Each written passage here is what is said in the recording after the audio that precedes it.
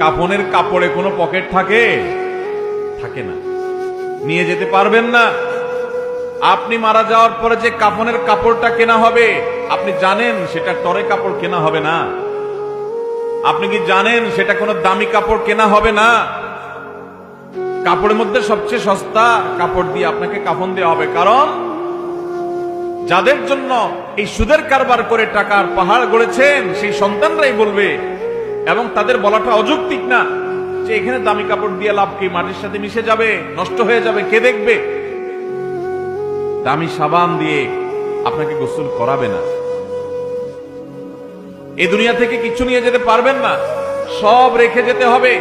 ভাগ বটরা করে ছেলে মেয়েরা খাবে, আর হারাম কামাই করছে না, আপনি জবাব দিতে হবে আপনার। আপনার চেয়ে বড় নির্বোধ কে আছে যে কামাই করবেন, চুরি করবেন যাদের জন্য, তারা কেউ আপনার চুরির দায় নিবে না। আপনার শাস্তি আপনাকে ভোগ করতে হবে, তারপর আপনি অপরাধ করছেন।